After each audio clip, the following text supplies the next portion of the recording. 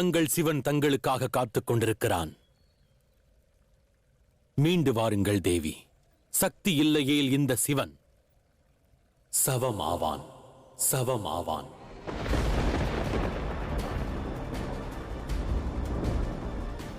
மீண்டு வாருங்கள் அன்னை பார்வதி, மீண்டு வாருங்கள். கைலாயத்திற்கு மீண்டு வாருங்கள் அன்னை பார்வதி. உண்மையை அறிந்த பிறகும் மகாதேவரை தாங்கள் வெறுத்து ஒதுக்காதீர்கள் தேவி. திரும்பிச் செல்லுங்கள்.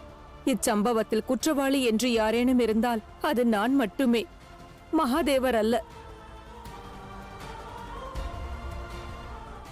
தாயே, நாகமாதா கத்ரு கூறுவது உண்மை என்றால் தந்தை செய்திருப்பது மாபெரும் குற்றமல்லவே? தாங்கள் அவரை பிரிந்து சென்று தண்டிக்காதீர்கள். என் மீது நம்பிக்கை கொள்ளுங்கள். என் நாவிலிருந்து சிதறிய வார்த்தைகள் அனைத்தும் உண்மை. ஆயினும் நாகமாதா, தாங்களும் தந்தையும் இந்த விஷயத்தை பற்றி எவரிடமும் கூற மாட்டோம் என்று வாக்களித்த பிறகு மன்சாவிற்கு அவளது தந்தை மகாதேவர் என்று எவ்வாறு தெரிந்தது?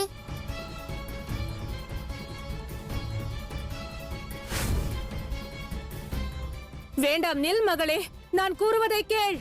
மன்சா, நில் மகளே. மன்சா, ஏன் இவ்வாறு செய்கிறாய்? நான் கூறுவதை கேள். இல்லை தாயே, என் வினாவிற்கு விடை அளிக்கும் வரை நான் அமைதியாக இருக்க மாட்டேன். பல வருடங்களாக தங்கள் கணவர் மகரிஷி காசிபர் தான் என் தந்தை என்று முழுமையாக நம்பினேன். ஆனால் அது உண்மை இல்லை என்றால் பிறகு உண்மை என்னவென்று எனக்கு கூறுங்கள். யார்தான் எனது தந்தை? இந்த உண்மையை இன்று தாங்கள் எனக்கு கூற வேண்டும் தாயே. இந்த கேள்வி ஒரு ஈட்டியை போல் எனது இதயத்தை கிழித்துக் கொண்டிருக்கிறது தாயே. தங்களது மௌனம் என்றும் என்னை மௌனமாக்கி இருக்கிறது. ஆகையால் தாங்கள் இன்று எனது தந்தை யார் என்ற உண்மையை எடுத்துரைக்க வேண்டும். அனைவரும் என்னை ஏளனப்படுத்துகிறார்கள். இனியும் என்னால் இந்த வேதனையை பொறுத்துக் கொள்ள இயலாது. ஆகையால் தாயே, என் வினாவிற்கு விடை அளியுங்கள். நான் உனது அன்னை. இந்த உண்மையை நீ அறிந்தால் போதாதா மகளே? இந்த உண்மை எனது அடையாளத்தை போன்று முழுமையாக இல்லை.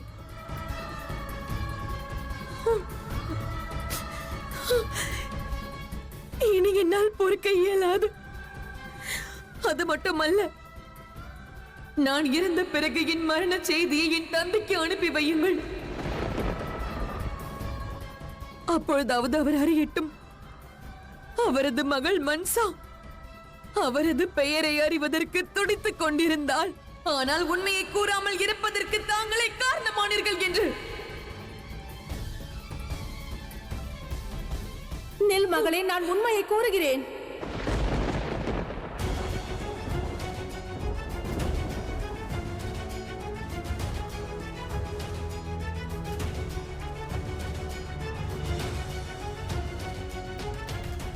உண்மையை கூற வேண்டுமெனில் நீ எனக்கு வாக்களிக்க வேண்டும். என் நிலையிலும் நீ உன் தந்தையை தேடிச் செல்லக்கூடாது.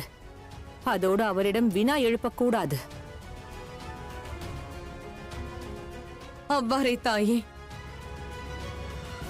நான் வாக்களிக்கிறேன். என் நிலையிலும் நான் அவரை தேட மாட்டேன். அவரிடம் வினா எழுப்ப மாட்டேன். இந்த வாக்கை என்றும் மறவாதே மகளே. அவர் பெயரை கூறுங்கள் தாயே. உனது தந்தை வேறு எவரும் அல்ல. அவர் தேவாதி தேவர், இப்பிரபஞ்சத்தின் மகாதேவர், இப்பிரபஞ்சத்தின் மகாதேவர், இப்பிரபஞ்சத்தின் மகாதேவர்.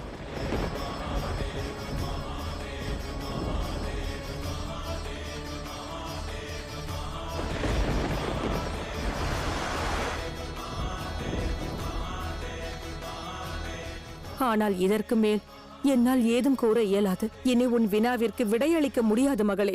ஏன் தாயே, ஏன்? மகாதேவர் உன் தந்தை என்று நீ அறிந்தவரை போதாதா மகளே? இல்லை, இதை என்னால் ஏற்க இயலாது. நான் சிவனின் மகளாக இருந்தும் கூட என்னை ஏளனமாக பேசும் அனைவரிடமும், என்னை அவமானப்படுத்துபவரிடமும் என் தந்தை மகாதேவர் என்ற உண்மையை கூற முடியாதா? ஒரு புறம் கணேசனும் கார்த்திகேயனும் அசோக சுந்தரியும் உள்ளார்கள். சிவனின் பிள்ளைகள் என்ற பெருமை அவர்களுக்கு உள்ளது. ஆனால் அதே மறுபுறமும் நான் இருக்கிறேன். சிவனின் புதல்வியாக இருப்பதுதான் நான் செய்த பாவமா? சிவனின் பிள்ளைகள் மூவரும் அவருடன் இணைந்து வாழும் பாக்கியம் பெற்றவர்கள். ஆனால் நானும் அவரால் வெறுத்தொதுக்கப்பட்டவள். ஒவ்வொரு நொடியும் பிரபஞ்சத்தோரால் ஏளனப்படுத்தப்படுகிறேன்.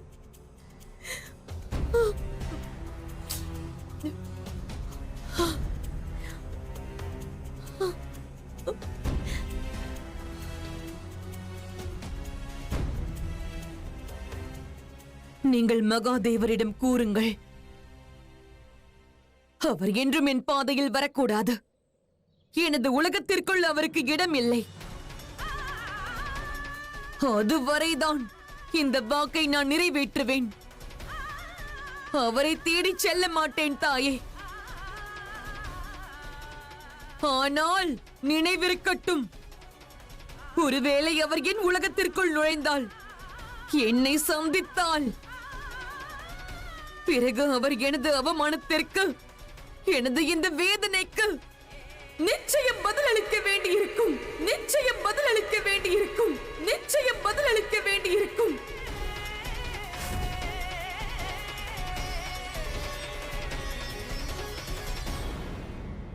நான் அவளுக்கு எடுத்துரைத்தேன். மகாதேவர் அந்த விவசாயியின் மகன் உயிரைத்தான் காப்பாற்றினார் என. ஆனால் அவள் புரிந்து கொள்ளவில்லை. அதன் பிறகே இச்சம்பவம் நிகழ்ந்தது. தேவி பார்வதி, தாங்கள் ஆதிசக்தி அல்லவா? அனைத்தையும் சிந்தித்து பாருங்கள். உண்மையை தாங்கள் உணருங்கள். பிறகு சிந்தித்து முடிவிடுங்கள். கைலாயத்தையும் மகாதேவரையும் பிரிந்து செல்வது உச்சிதம் அல்ல தேவி.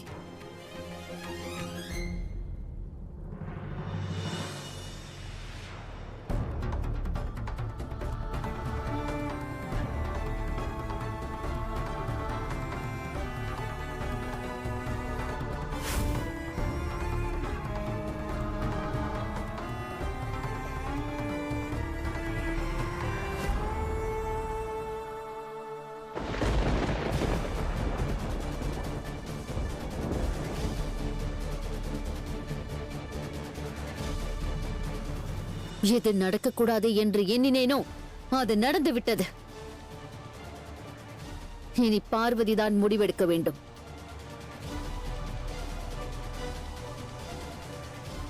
முழு உண்மையை அறிந்த பிறகு தேவி பார்வதி நிச்சயம் கைலாயம் செல்ல மாட்டார்கள். என்றும் மகாதேவருடன் அவர்கள் இணைய மாட்டார்கள்.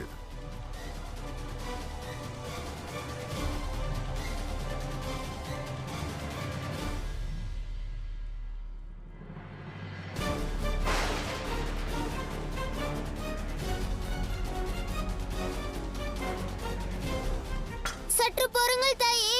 எங்கு செல்கிறீர்கள்? நில்லுங்கள் தாயே. மீண்டு வாருங்கள் தேவி, மீண்டு வாருங்கள். என்னை பிரிந்து செல்ல வேண்டாம்.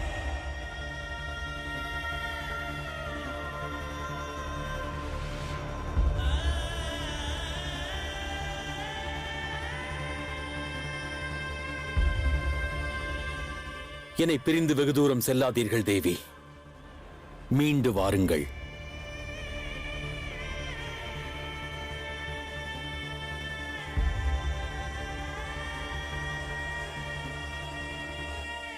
மகாதேவா,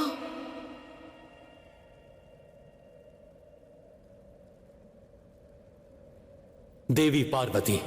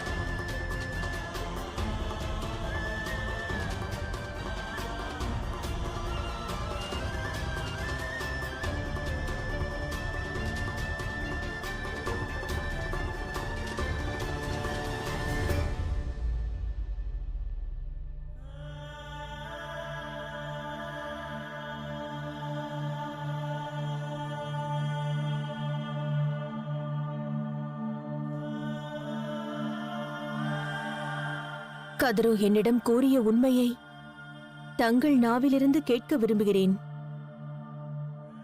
கூறுங்கள், எதற்கு தாங்கள் கதிரோவுக்கு மகளை வரமாக தந்தீர்கள்? இதற்கு முன்பும் ஒரு முறை பிரபஞ்சத்தினை ஆபத்திலிருந்து காத்திட ஆலகால விஷத்தை பருகினேன். அதை தாங்கள் என் கண்டத்தில் தடுத்து நிறுத்தினீர்கள். இப்பொழுது அண்ட சராசரத்தையும் நஞ்சு கொண்ட சர்ப்பங்களிடமிருந்து காத்திட கதிருவுக்கு மன்சாவை வரமாக அளித்தேன். மன்சாவை வரமாக அளித்தேன். மன்சாவை வரமாக அளித்தேன்.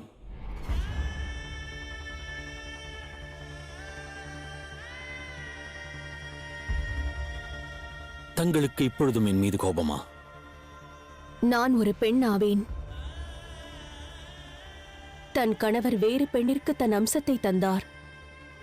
இதை எண்ணி வருத்தம் கொள்வது ஒரு பெண்ணின் இயல்பு. ஆனால் இப்போது என் கோபத்திற்கான காரணம் வேறு. அந்த கோபத்திற்கான காரணம் என்ன? தங்களது சமநிலை, தங்களது காதல்.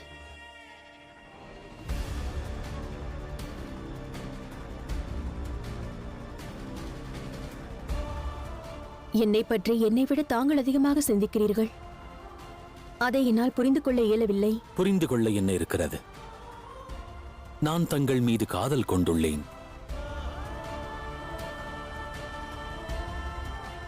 கதிரவிற்கு லோக நன்மைக்காக ஒரு மகளை தர விரும்பினீர்கள். இந்த உண்மையை தாங்கள் என்னிடம் கூறியிருக்கலாமே. புரிந்து கொண்டிருப்பேன். முதலில் குரோதம் கொண்டிருந்தாலும் லோக நன்மைக்கான உத்தேசத்தை பற்றி நான் புரிந்து கொண்டிருப்பேன். ஆனால் தாங்கள் மௌனம் காத்தீர்கள். என்னிடம் ஏதும் கூற மாட்டேன் என்று சத்தியம் செய்தீர்கள். அதன் காரணமாக நான் இன்று தங்களையும் நமது கைலாயத்தையும் துறக்க முடிவெடுத்தேன். இது தேவி கதிருவின் மானம் பற்றியது. ஆகையால் தான் வாக்களித்தேன். என் நிலையை புரிந்து கொள்ளுங்கள். அப்பொழுதும் கூட என்னை நான் குற்றவாளியாக்கிக் கொண்டேன். இப்பொழுதும் அதை ஏற்கிறேன். அதில் என்றும் மாற்றம் இருக்காது. யார் தங்களை என்ன கூறினாலும் சரி, என்னை பொறுத்தவரை தாங்கள் எனக்கு சொந்தம். தாங்கள் என் கணவர். தயை கூர்ந்து மன்னித்து விடுங்கள். மீண்டும் மீண்டும் நான் அறியாமையில் தவறு செய்து விடுகிறேன். தாங்களோ என்னை பொறுத்துக் கொள்கிறீர்கள். என்னை மன்னித்தருளுங்கள் மகாதேவா. இல்லை தேவி. தேவி பார்வதி, இப்பிரபஞ்சத்தின் பார்வையில் நான் குற்றமற்றவனாக இருக்கலாம் தேவி. எனினும் சக்தியின் சிவனாகிய நான் என்றும் குற்றவாளியே. அதில் மாற்றமில்லை.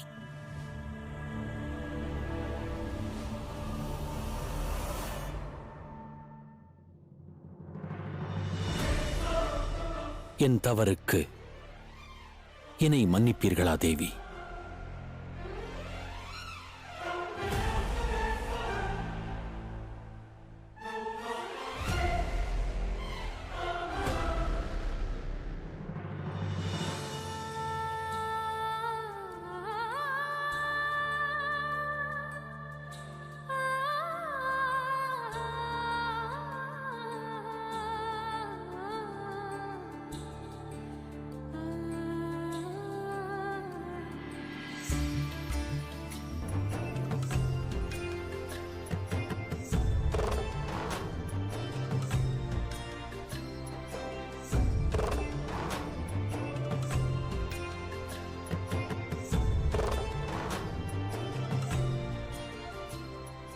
எந்த உணர்ச்சி பிரவாகத்தில் தேவி பார்வதி இருக்கிறார்களோ அதுவே காதலுக்கான முழுமையாகும். ஒரு பெண்ணின் முழுமை வடிவமே இதுதான். ஒரு ஆணின் மகத்துவமான குணம் இதுதான்.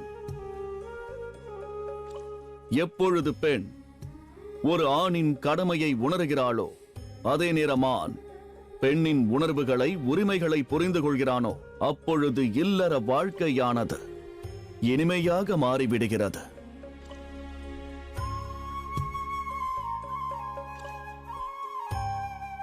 கடமைகளையும் இருவரின் உணர்வுகளையும் இருவரும் ஆழமாக உணர்ந்து விட்டால் பிறகு காதல் தெய்வத்துவத்தை தொடுகிறது. ஏனென்றால் ஒரு பெண்ணின் அழகு அவளது சரணாகதியில் அடங்கியுள்ளது. அதே போன்ற ஒரு ஆணின் மகத்துவம் அவன் மேற்கொள்ளும் கடமையில் உள்ளது.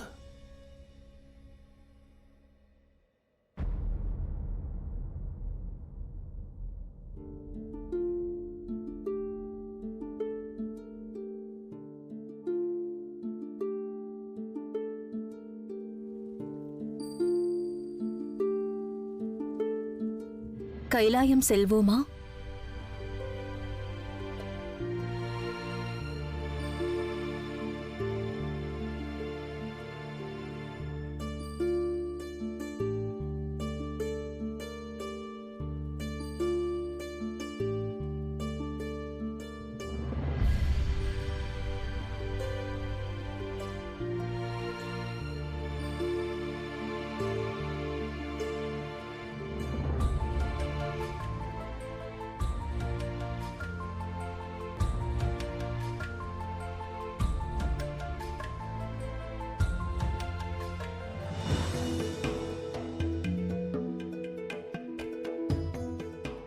என் காரணமாக சிவனும் சக்தியும் பிரியவில்லை. நான் என்றும் கலங்கப்படவில்லை.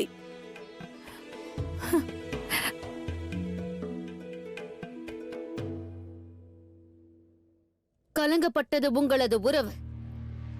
நன்றாக பார் மன்சா, தாய்க்கும் மகளுக்கும் பிளவு ஏற்பட்டு விட்டது. கத்ரு என்று சிவசக்தி இணைய வேண்டும் என்று மட்டுமே சிந்தித்தாள். உன் வேதனையை பற்றி அல்ல, உன் மனதில் இருக்கும் காயத்தை பற்றி அல்ல. மகாதேவர் ஒரு தந்தையாக தனது கடமையை சரிவரச் செய்யவில்லை. அதே போல அன்னையும் உனக்கென்று துணையாக நிற்கவில்லை. எவரும் எனக்கு துணையாக இருக்க தேவையில்லை.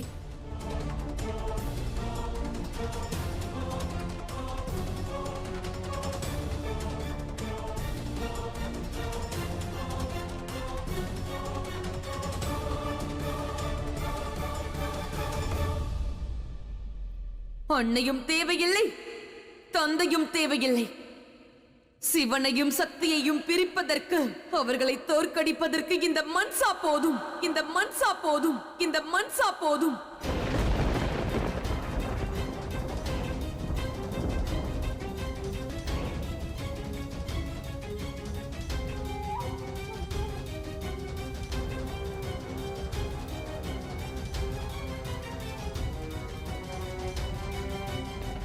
சிவனும் சக்தியும் பிரிந்திருந்தால் நன்றாக இருந்திருக்கும்.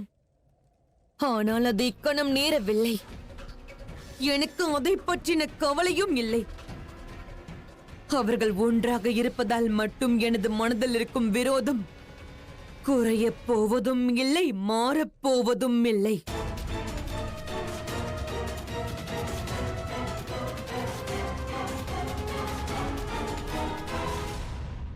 மகாதேவரிடம் நான் என்னவெல்லாம் கூறினேனோ அவை அனைத்தும் உண்மையே. இனி இப்பிரபஞ்சத்தில் அந்த சிவன் இருப்பார், இல்லையேல் நான் இருப்பேன், இல்லையேல் நான் இருப்பேன்.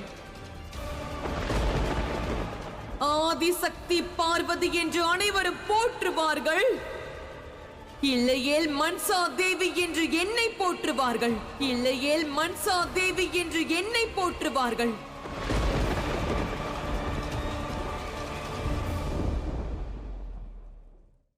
சிவனும் சக்தியும் காலம் உள்ளவரை இந்த பிரபஞ்சத்தில் இருப்பார்கள், இல்லையேல் இந்த மன்சா இருப்பாள்.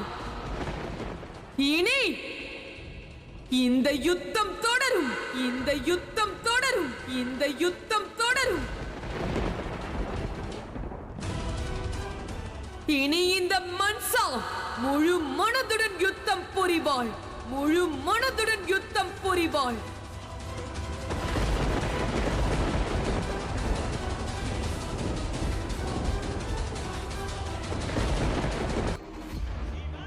நாம் விரைந்து மன்சாவிடம் உரையாடுவோம். அவளிடம் சிவசக்தியும் மன்சாவும் ஒன்றாக பிரபஞ்சத்தை பரிபாலிப்போம் என்போம். அவ்வாறே தேவி.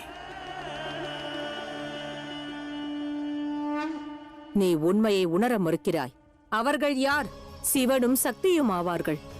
இப்பிரபஞ்சத்தை படைத்தவர்கள். அண்ட சராசரத்தின் ஆதாரம். இப்பிரபஞ்சத்தில் எவரும் இல்லாத பொழுது அவர்கள் இருந்தார்கள். இப்பிரபஞ்சத்தில் இருந்து அனைவரும் அழிந்த பிறகும் அவர்கள் இருப்பார்கள். விருட்சத்தின் இலைகள் வேருடன் விரோதம் கொண்டால் அழிவு அந்த இலைக்கே, விருட்சத்திற்கு அல்ல. தேவையற்ற வன்மத்திற்கு நீ அழைப்பு விடுக்கிறாய். இவ்வாறு செய்யாதே மகளே. நீ உனது மகளை ஏமாற்ற முயற்சி செய்கிறாய் கத்ரு. நீ இவளுக்கு எதிராக இருக்கிறாய் என்று நேரடியாக கூற வேண்டியதுதானே? என் மகளின் மனதில் நஞ்சை விதைப்பதை நிறுத்து தித்தி. நான் இவளை பெற்றெடுத்தவள். இவளுக்கு எது சரி எது தவறு என்று என்னை என்று வேறெவருக்கும் தெரியாது. சரி தவறு எது என்பதை மற்றவர்கள் கூறி தெரிந்து கொள்ள வேண்டிய அவசியமில்லை. நான் என்றும் என் மன விருப்பப்படிதான் நடந்திருக்கிறேன். என்றும் அதையே தான் செய்வேன். நம் மனதை நாம் வசப்படுத்தினால் மனதிலிருந்து அமிர்தம் வெளியேறும். அம்மனதின் வசம் நாம் சென்றால் நஞ்சு பெருக்கெடுத்தோடும். சிவசக்தி மீது விரோதம் கொள்ளும் எண்ணத்தை துறந்துவிடு. அதுதான் உனக்கு நல்லது. எனது நன்மையை விரும்பும் தாயே, எனக்கு பசி எடுக்கிறது. உண்ண உணவு கிடைக்குமா? உனக்கு உணவளிப்பதை விட இப்பொழுது மிக முக்கியம் நீ சிவனை.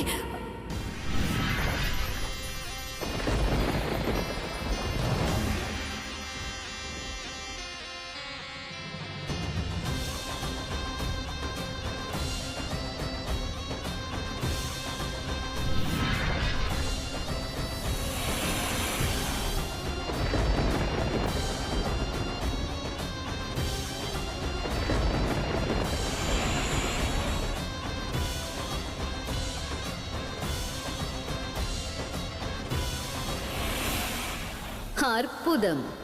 சர்ப்பத்தின் ரூபத்தை தரித்த பிறகு மன்சா எவர் பேச்சையும் கேட்க மாட்டாள். மன்சா. மன்சா மிகவும் பிடிவாதம் பிடிக்கிறாள். அவளுக்கு எடுத்துரைப்பது மிக கடினம். கடமை கடினமானதாக இருந்தாலும் அக்கடமையை செய்வதிலிருந்து நாம் தவறக்கூடாது. அக்கடமையை நாம் செய்து முடிக்க வேண்டும். அவளுக்கு எடுத்துரைக்க வேண்டியது நம் கடமை. மறவாதீர்கள், கார்த்திகேயனின் மனநிலையும் இவ்வாறே இருந்தது. கார்த்திகேயன் மீது நான் அன்பு கொண்டிருக்கவில்லை என்றெண்ணினான். எனினும் உண்மை அதுவல்லவே. அதேபோல் மன்சாவின் மனதை நாம் மாற்ற வேண்டும். நான் ஒரு பெண்ணாவின் மகாதேவா. ஒரு பெண்ணின் மனதை பற்றி நன்றாக அறிவேன். ஒரு பெண்ணின் மனதில் மாற்றத்தை கொண்டு வருவது எளிதான காரியமல்ல. ஆகையால் தான் அவ்வாறு கூறுகிறேன். ஒப்புக்கொள்கிறேன். ஆயினும் இக்காரியத்தை நாம் செய்தாக வேண்டும் தேவி பார்வதி. பிறகு என்ன நேர்ந்தாலும் எனக்கு கவலை இல்லை. மன்சாவுடன் நடக்கவிருக்கும் யுத்தத்தில் வெற்றி தோல்விக்கான மகத்துவம் இல்லை. மகத்துவமானது ஒன்று மட்டுமே. எந்த விஷ நாகங்களை கட்டுப்படுத்துவதற்கு மன்சாவை நான் படைத்தேனோ அந்த உத்தேசத்தினை அவள் உணர்ந்து தன் கடமையை அவள் சரியாக செய்து முடிக்க வேண்டும். அது போதும்.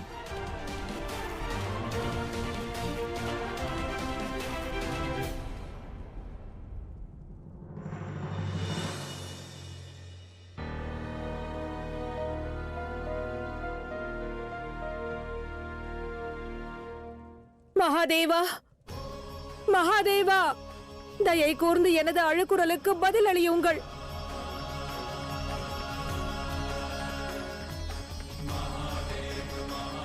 கத்ரு, தாங்களா? என்னை மன்னியுங்கள் தேவி. ஆனால் வேறு வழியின்றிதான் மகாதேவரை காண்பதற்காக கைலாயம் வந்துள்ளேன்.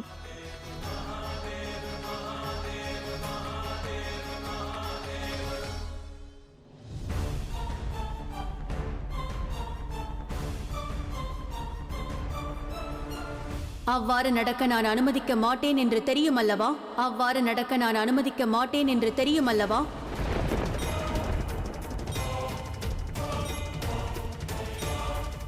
நான் தங்கள் கணவரை கண்டு உரையாடி உதவி பெறுவதற்காக வரவில்லை தேவி. நான் எனது இறைவனான மகாதேவரை கண்டு உரையாட வந்துள்ளேன். மகாதேவரை கண்டு உரையாட வந்துள்ளேன். மன்சாவின் தந்தையை காண வந்துள்ளேன்.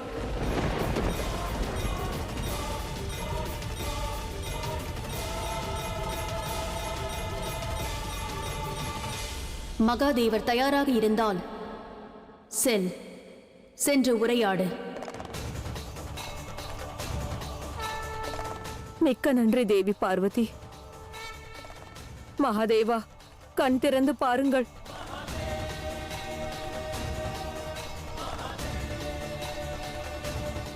மகாதேவா, தங்கள் புதல்வி மன்சா மரியாதையின் எல்லைகளை கடந்து விட்டாள். எனக்கு மிகவும் அச்சமாக உள்ளது. தியானத்தை கலையுங்கள் மகாதேவா. எனக்கு சரியான பாதையை காட்டுங்கள். என் மகளை நல்வழிப்படுத்த எனக்கு உதவுங்கள்.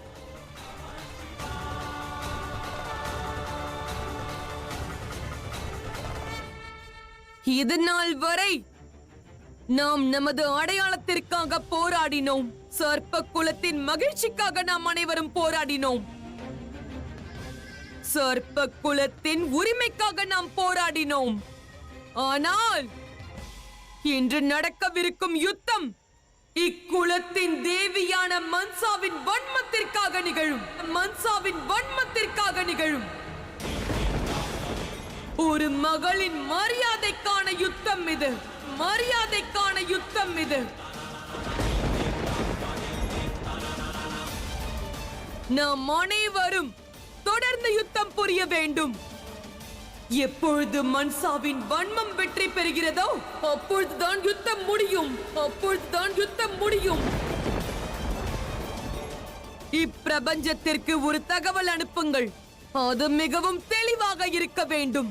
இப்பிரபஞ்சத்தில் உள்ள எவர் ஒருவர் சர்ப்ப குலத்தில் அனுமதியின்றி இடையூறு செய்தால் அது எவராயினும் சரி, அந்த சிவனே ஆயினும் அமைதியாக இருக்க மாட்டோம். அவர்களுக்கான தண்டனை வழங்கப்படும். நமது இந்த முடிவு மகாதேவரை எட்டட்டும். மகாதேவரை எட்டட்டும். மகாதேவரை எட்டட்டும்.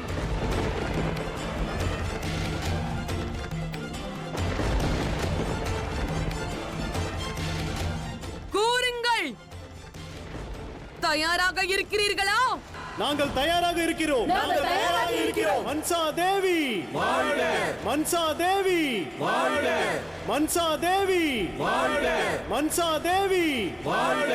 மன்சா தேவி வாழ்க! மன்சா தேவி வாழ்க! மன்சா தேவி வாழ்க!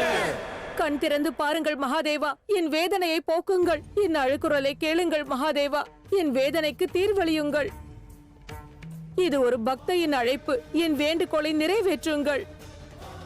தங்கள் குழந்தையின் அன்னை உங்களை அழைக்கிறேன்.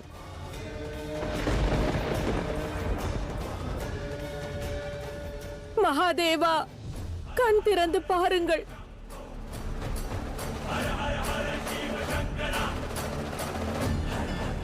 கண் திறந்து பாருங்கள் மகாதேவா. எனது அழைப்பிற்கு செவிசாயுங்கள்.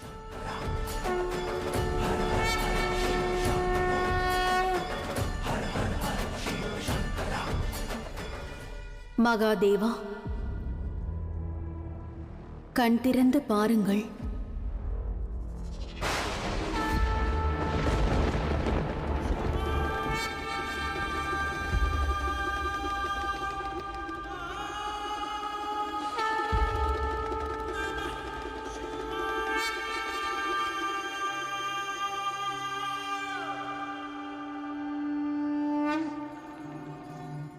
தேவி கத்ரு, என்னை மன்னித்து விடுங்கள். ஆனால் தாங்கள் இவ்வாறு கைலாயம் வந்து என் சக்தியின் முன்னிலையில் தங்கள் மகளின் தந்தை என்று என்னை அழைத்தால் எவ்வாறு நான் கண் திறந்து பார்ப்பேன்? என் நிலையை புரிந்து கொள்ளுங்கள். என் சக்தியின் முன்னிலையில் தங்கள் அழைப்பிற்கு செவிசாய்க்க இயலாது. ஆகையால்தான் என்னை தேவி பார்வதி அழைத்த மறுகணம் என் விழிகள் திறந்தது. மகாதேவா, தாங்கள் இன்று கத்ருவின் அழைப்பிற்கு கண் திறந்து பார்த்திருந்தால் நிச்சயம் என் மனம் வருந்தி இருக்கும். அந்த மன வருத்தத்தில் நான் பல தவறுகளை இழைத்திருப்பேன்.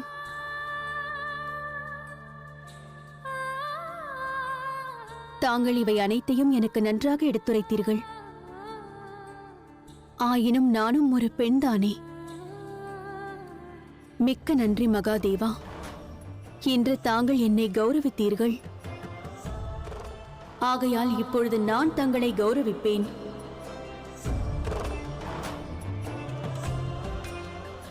கத்ரு, உனது மன வருத்தத்தை மகாதேவரிடம் கூறு. மிக்க நன்றி தேவி பார்வதி.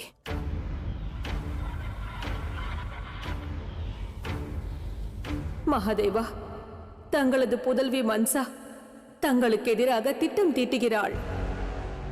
அவள் தங்களுடன் யுத்தம் புரிய விரும்புகிறாள்.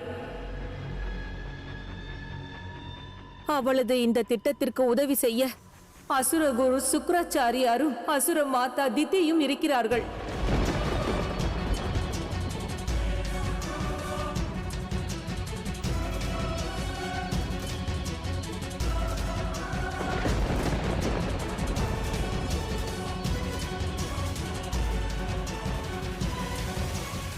மன்சா தேவி வாழ்க!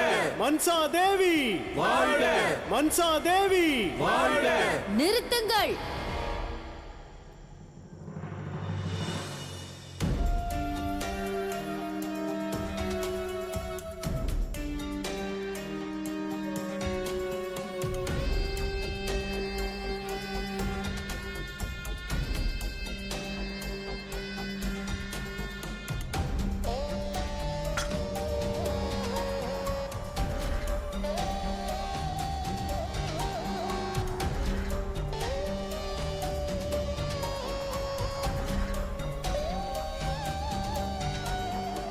உன் அன்னையின் பிடிவாதம் தவறானது. ஆனால் அவளது வாதம் சரியானது மன்சா. மகாதேவரை நேரடியாக எதிர்த்து வெல்வது என்பது இயலாத காரியம், இயலாத காரியம், இயலாத காரியம்.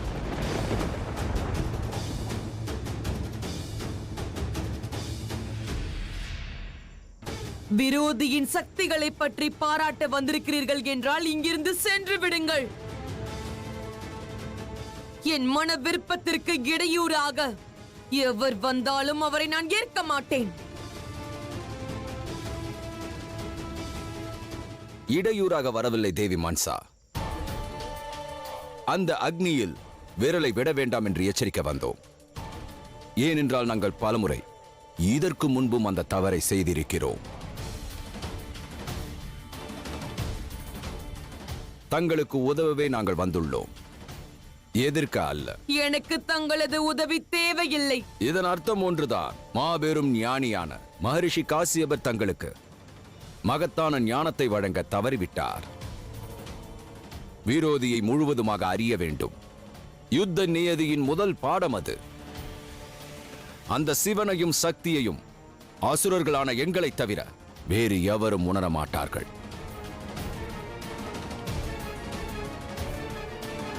தாங்கள் எங்கள் லோகத்திற்கு வந்து எங்கள் தேவி மன்சாவை அவமதிக்கிறீர்கள். அவமதிக்க வேண்டும் என்று நினைப்பவர்கள் என்றும் உதவிக்கரம் நீட்ட மாட்டார்கள். நாக கன்னிகையே விரோதியின் விரோதி நண்பனாவான். இதுவே உலக நியதி என்பதை நீங்கள் உணர வேண்டும்.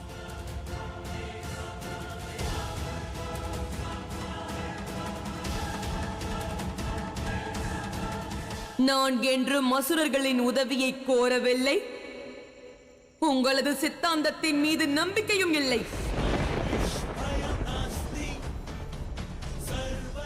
ஆகையால் தங்கள் இருவரின் உதவியும் எனக்கு எப்பொழுதும் தேவையில்லை. இந்த மன்சா தனித்து நின்று போராடுவாள். இந்த மன்சா தனித்து நின்று போராடுவாள்.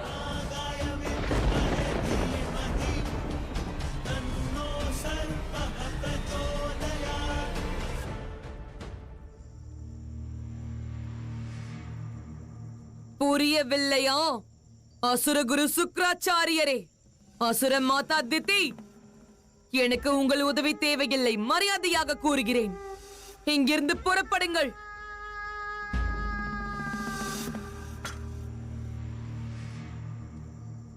பார்த்தீர்களா தாயே கத்ரு, தங்கள் புதல்வி அசுர குரு மற்றும் அசுர மாதாவின் உதவியை மறுத்துவிட்டார்கள். இது தங்களுக்கு மகிழ்ச்சி தானே? தங்களது பிரச்சனை இப்பொழுது முடிந்துவிட்டது. கதுருவின் சங்கடத்திற்கு இப்போது தீர்வு கிடைத்துவிட்டது. ஆனால் மன்சாவின் மனதில் விரோதமே உள்ளது.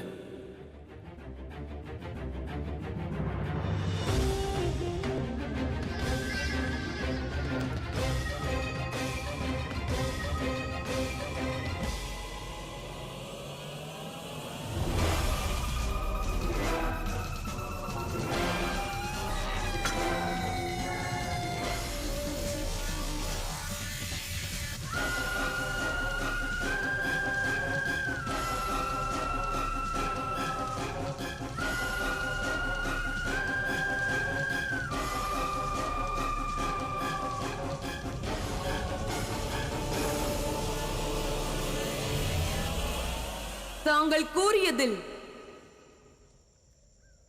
ஒரு விஷயத்தை நான் ஒப்புக்கொள்கிறேன்.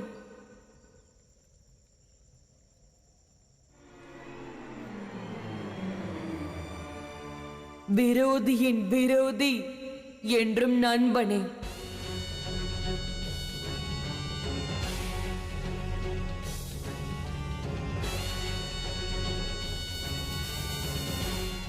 ஒரு விரோதியை அழிப்பதற்கான மிகவும் முக்கியமான சித்தாந்தம் அந்த விரோதியை அழிப்பது மட்டுமே.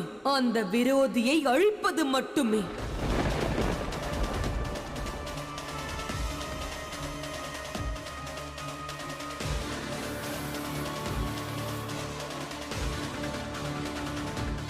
அசுர குரு சுக்ராச்சாரியரே,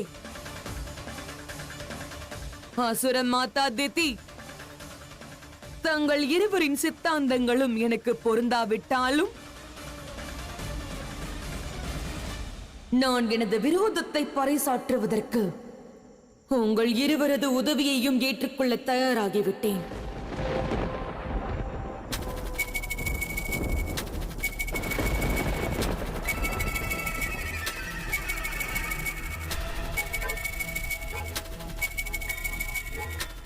நீ மிகவும் சரியான முடிவை எடுத்திருக்கிறாய் மன்சா. எங்களுக்கு முழு நம்பிக்கை உள்ளது. நீ மகாதேவர் மீதான விரோதத்தை நன்றாக வெளிப்படுத்துவாய். அதை கண்டு ஆண்ட சராசரமும் உன்னை காலமுள்ளவரை நினைவு கொள்ளும். நீங்கள் என்னை பாராட்டுவதை கேட்பதில் எனக்கு எந்த மன விருப்பமும் இல்லை. இருவரும் எதற்காக இங்கு வந்துள்ளீர்களோ அவ்வேலையை செய்து முடியுங்கள். வேற எதுவும் வேண்டாம்.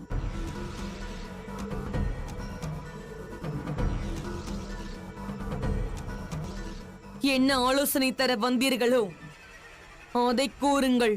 விபலாஞ்சல பர்வதம், விபலாஞ்சல பர்வதம், விபலாஞ்சல பர்வதம்.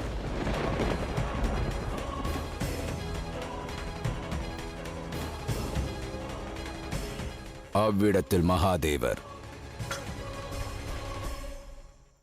மகாதேவா, மன்சா தங்கள் மீது விரோதம் கொண்டதை என்னால் ஏற்க இயலாது. அது எனக்கு களங்கத்தை விளைவிக்கும்.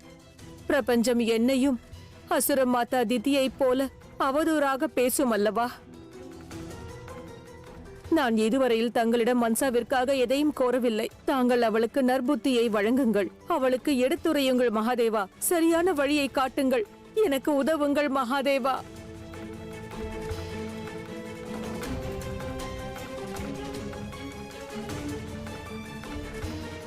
இதற்கான தீர்வு தேவி பார்வதியிடம் உள்ளது.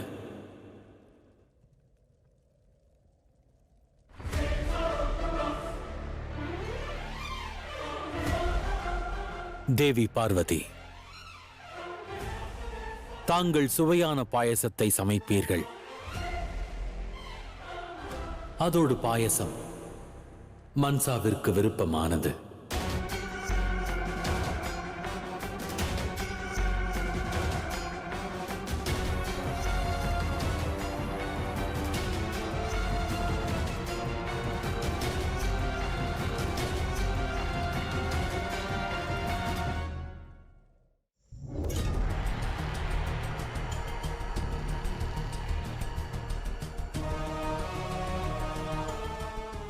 இதுதான் சரியான வழி மன்சா.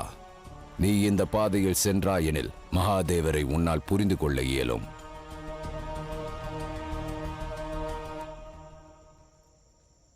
அவ்வாறென்றால் விப்பலாஞ்சல பர்வதத்திற்கு உடனே புறப்படுவோம். இக்கணமே செல்வோம், இக்கணமே செல்வோம், இக்கணமே செல்வோம்.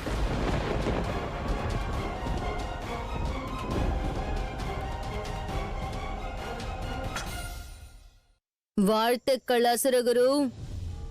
மன்சாவின் மனதில் மகாதேவருக்கு எதிரான வன்மத்தின் அக்னியை நாம் பற்ற வைத்துள்ளோம். அது சிவத்துவம் மற்றும் சிவசக்தியின் இடையே உள்ள உறவினை நிரந்தரமாக எரித்துவிடும்.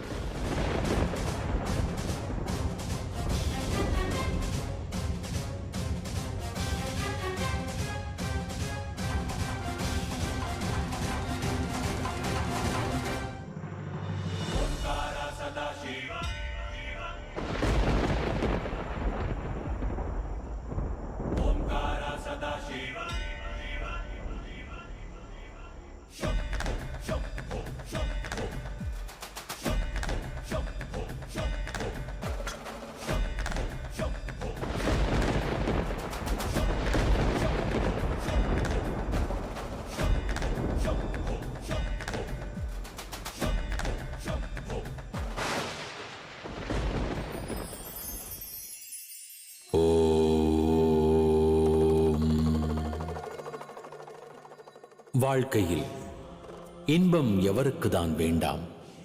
இப்பிரபஞ்சத்தில் அனைவரும் தங்கள் உழைப்பு மற்றும் முயற்சியினால் இன்பம் மேலும் நிம்மதியான வாழ்வினை பெற்றிட போராடுகின்றார்கள். ஆனால் உண்மையில் வளமையை விட மகத்துவமானது ஒருவரின் ஆரோக்கியமே. அது உண்மைதான். ஆனால் என்னை பொறுத்தவரை ஆரோக்கியமான உடலை விட மகத்துவமானது ஆரோக்கியமான மனம்தான். எந்த மனம் தன் வளர்ச்சி அல்லாது பிறரின் வளர்ச்சியையும் கண்டு மகிழ்ச்சி அடைகின்றதோ அம்மனதை கொண்ட நபரை இந்த சிவனும் கூட தலை வணங்குகிறான்.